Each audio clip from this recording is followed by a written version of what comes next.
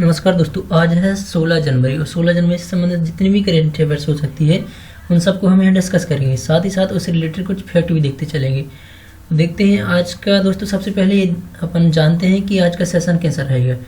तो आज के सेशन में सबसे पहले हम देखेंगे आज का ज्ञान, देन उसके बाद अपन 10 फास्ट फैक्ट देखेंगे। जो हमारी 10 खबरें होंगी उनको देखेंगे। सबसे पहले देखते हैं आज के ज्ञान में। तो आज के ज्ञान में क्या है, आज अपन देखेंगे जेम्स नाई स्मिथ। ये जेम्स नाई स्मिथ कौन थे, इनको क्यों लिया अपन ने, इनको इसलिए इनके बारे में जानकारी ले रहे हैं क्योंकि इनसे बहुत सारे क्वेश्चन बनने की संभावना है और बनते भी हैं। तो ये कौन है, इनके बारे में आज हम चर्चा करते हैं कि जेम्स नाई स्मिथ कौन है। तो जेम्स नाई स्मिथ एक कनाडाई अमेरिकी डॉक्टर, प्रोफेसर, कोच और शारीरिक शिक्षक थे। जेम्स नाई स्मिथ का जन्म 6 नवंबर 1861 को कनाडा के ओंटारियो में हुआ था। वर्ष 1891 में बास्केटबॉल खेल का आविष्कार किया था इन्होंने। इनको अपन क्यों पढ़ रहे हैं, क्योंकि इन्होंने क्या किया था 1891 में। बास्केटबॉल हम आप खेलते हैं लेकिन जानकारी नहीं रखते हैं, इसलिए इसकी जानकारी हमें रखना जरूरी है क्योंकि इससे क्वेश्चन आते हैं कि 1891 में बास्केटबॉल का जो आविष्कार किया था वो किसने किया था, जेम्स नाई स्मिथ जी ने। बास्केटबॉल ने 1936 में बर्लिन ओलंपिक में अपनी शुरुआत की थी। अब ये पूछा जाएगा क्वेश्चन कि ओलंपिक में बास्केटबॉल ने शुरुआत कब की थी, तो ये की थी 1936 में, सन 1936 में। कौन से ओलंपिक में, तो बर्लिन ओलंपिक में। जेम्स नाई स्मिथ का निधन कब हुआ, 28 नवंबर 1939 को लॉरेंस, कंसास, अमेरिका में हुआ था। उनके सम्मान में स्प्रिंगफील्ड, मैसाचुसेट्स में नाई Smith memorial basketball hall of fame की स्थापना की गई। जेम्स नाई स्मिथ, इनको हाल ही में जो गूगल है, गूगल ने क्या इसका डूडल बनाया है, ठीक है, डूडल बनाकर दिखाया है। इसलिए हमने कहा आज इनके बारे में अपन क्या कुछ जानकारी देख लेते हैं और इनसे संबंधित बहुत सारे क्वेश्चन बन सकते हैं। जैसे ओलंपिक की स्थापना किसने, मतलब आविष्कार किसने किया, और ओलंपिक में बास्केटबॉल की जो आविष्कार है वो किसने किया, कब किया, और ओलंपिक में यह कब शामिल हुआ। तो ये सब क्वेश्चन इनसे बन सकते हैं। चलते हैं आज की अपन दंदनादन जो 10 क्वेश्चन हैं, मतलब 10 फास्ट फैक्ट हैं, उनके बारे में जानकारी लेते हैं। सबसे पहला हमारा क्वेश्चन है, पीएम मोदी 17 जनवरी को देश के विभिन्न क्षेत्रों को केवड़िया से जोड़ने वाली कितनी ट्रेनों को हरी झंडी दिखाएंगी, 5, 6, 8 की 10। तो इसका सही आंसर है 8 ट्रेनों को। राष्ट्रीय एड्स नियंत्रण संगठन NACO का मुख्यालय कहाँ पर स्थित है, नई दिल्ली, मुंबई, चेन्नई की इनमें से कोई नहीं। तो इसका सही आंसर है दिल्ली। चलते हैं दिल्ली के बारे में कुछ और देख लेते हैं हम। तो दिल्ली की जो राजधानी है नई दिल्ली है। यहाँ के जो मुख्यमंत्री है वो है अरविंद केजरीवाल, और जो यहाँ की भाषा है वो क्या है, हिंदी है। अन्य भाषा यहाँ की पंजाबी और उर्दू है। यहाँ के जो उपराज्यपाल है, जो कि यहाँ राज्यपाल नहीं होते, क्योंकि यह एक केंद्र शासित प्रदेश है, UT है, तो यहाँ पर उपराज्यपाल होते हैं। तो यहाँ के जो उपराज्यपाल है वो अनिल बैजल है। लाल किला दिल्ली में ही है। इसका प्राचीन नाम क्या है दिल्ली का, तो प्राचीन नाम इंद्रप्रस्थ नाम से जाना जाता था इसको। किस नदी के किनारे है दिल्ली, तो दिल्ली है यमुना नदी के किनारे है। चलते और भी देख लेते हैं इसके बारे में। तो NACO है, जो NACO का फुल फॉर्म होता है नेशनल एड्स कंट्रोल ऑर्गेनाइजेशन। राष्ट्रीय एड्स नियंत्रण संगठन की स्थापना 1992 में स्वास्थ्य मंत्रालय के एक प्रभाग के रूप में की गई थी।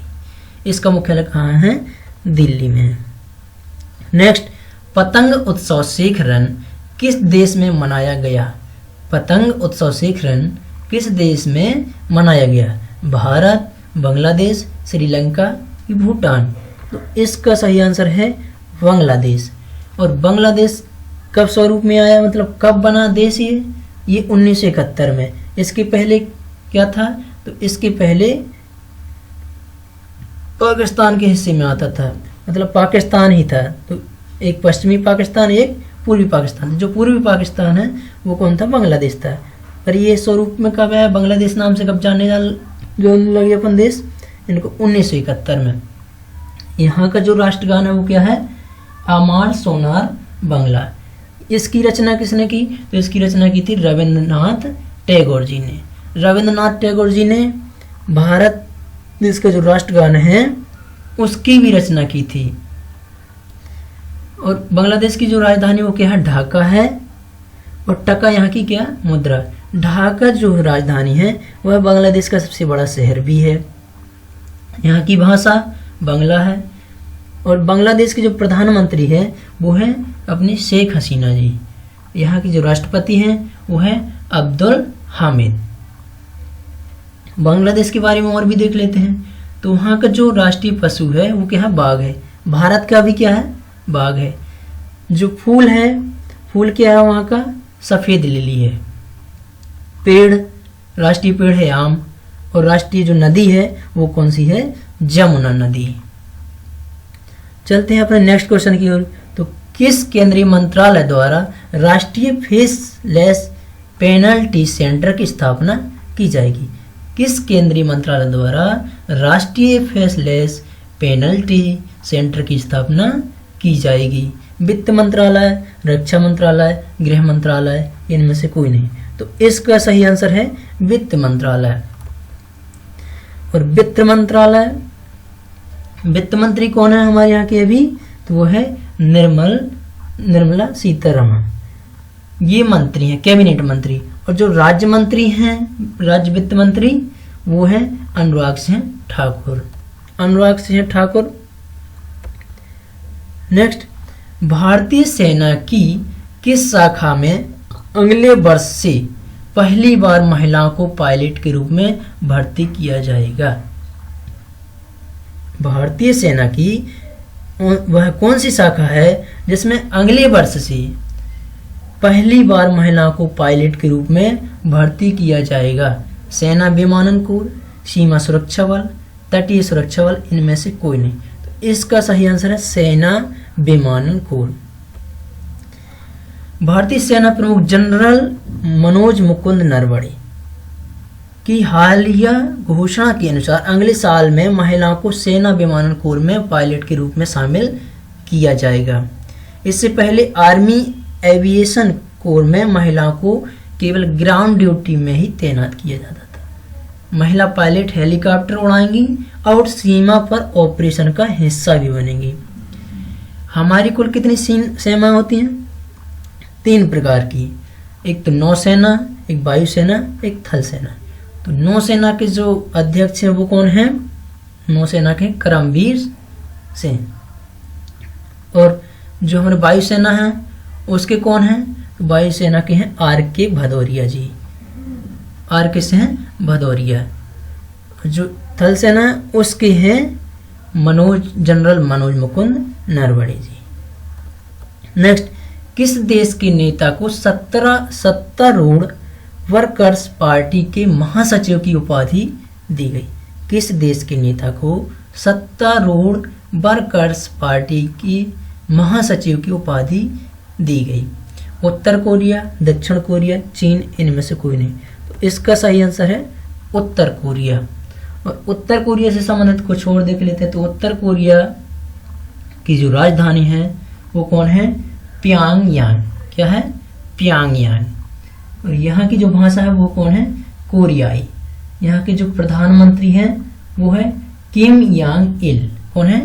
किम यांग इल। जो उत्तर कोरिया के जो शासक वो है प्रधानमंत्री है वो है किम यांग इल। और यहाँ की जो मुद्रा है वो कौन है? वान।